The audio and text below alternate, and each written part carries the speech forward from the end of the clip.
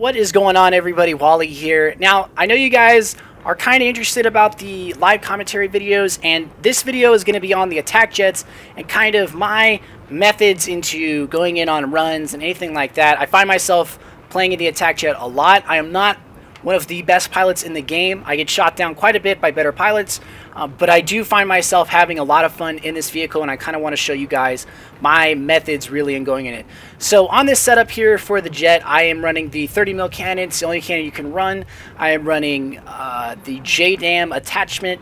I am running gyro stabilizer and IR flares. Now this is just a pretty much, I would say, a very standard setup for me. This is pretty much what I run the entire time on my jet, and it's something that, although I'll switch around a little bit with the JDAM and the Hydra, it's something that you guys might want to try out if you're looking for a little bit of extra fun. So there won't be any gameplay with this. This will just pretty much be the assessing video, like the SAR-21 video, where I'll just show you kind of my, I guess, methods in going in on this. So I'm going to show you just a standard attack run and how I would approach it. The Amtrak is a tank, and I will show you pretty much how I use my attacks.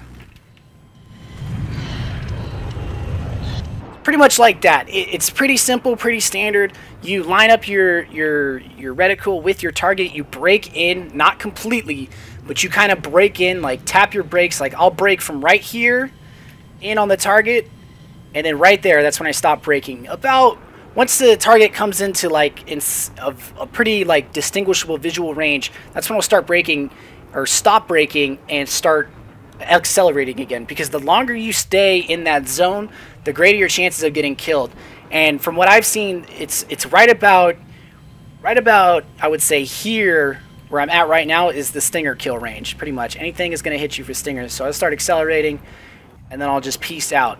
And a lot of that too is I've been getting RPG'd and 120'd recently, and a lot of that is how I come in on my runs. And I think that if players are a little bit smarter about their runs, start further out, and then pull up sooner, you'll notice that you're going to die a lot less. Now, the cool thing about the JDAM is you can drop it before or after your runs, depending on how you want to do it. Some players drop before, some players drop after. There's a few ways to do it, and I'll go through it right now. The first way to do it, and this is a really, really risky way to use your JDAM, but it's a lot of fun.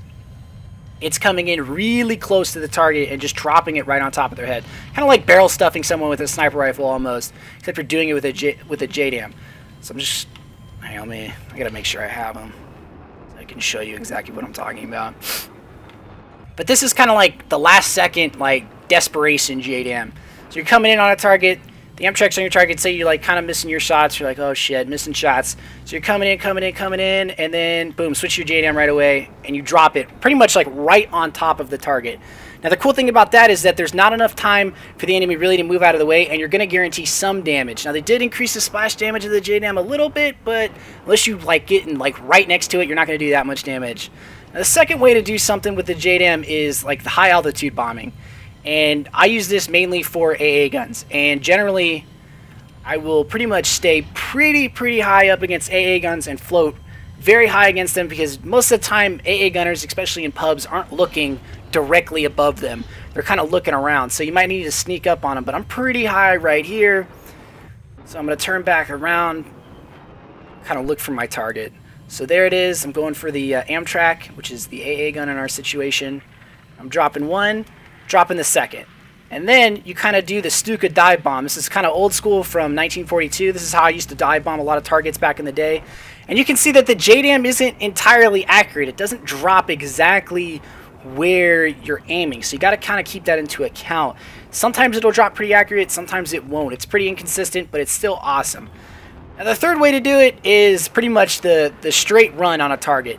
So say you're just doing a normal run, and you'll start around mid-distance, mid-altitude, and you'll drop JDAM 1, JDAM 2, and then you'll start coming in on your target around a 45-degree angle, get the strafe in, and then as you're finishing your strafe, your JDAM should catch you and pass you and drop on a target. That's kind of the ways to use the JDAM. I'm going to show you a little bit with the Hydra Rocket, but as a reminder, remember, you always want to break in on your attack runs. 90% of the time, you always want to break in depending on your distance. So it's about right here. I'm braking, getting my shots in, kind of bursting the cannon, making sure I don't overheat, and now I'm accelerating. It came into view range, accelerating, and I'm out. Pretty standard, pretty simple. All right, I'll show you the Hydra Rockets as one more kind of setup. I know a lot of people are interested about the whole Hydra deal. And of course, you guys can get this information from better jet pilots out there. There are a lot of good jet pilots out there that are more than willing to help you out. I just want to put these videos up to show you guys kind of like how I do things and how I like to play in the jets. So here's the setup right here: 30 mil Hydra rocket, IR flares, and gyro stabilizer. I can go through a few of these unlocks real quick with you. The belt feeder, in my opinion, if you burst the cannon, you don't need it. The stealth coder, I haven't seen it make a single difference. It does not make a difference in my opinion. You're still going to get locked on with the same amount. The same amount of intensity from the enemy team is still going to hit you. It doesn't matter. The proximity scan is useless. You don't need that at all. You'd have to be flying like 5 feet off the ground to use it. And unless you're not using your spot properly, I would not recommend it. Of course, there's different setups here. I find IR flares to be the most useful. You can run ECM, it's up to you. I would not recommend running fire extinguisher because most of the time it's not useful. You're asking to die pretty much. All right, so I got Hydra rockets set up. Let's do some runs with some Hydras.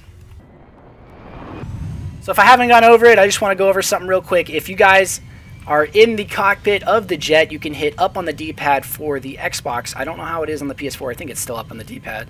I'm running the veteran controls just as a reminder, and basically when you don't know where a target is and you're kind of circling looking for targets, you can kind of do this, and this is what I'll do a lot.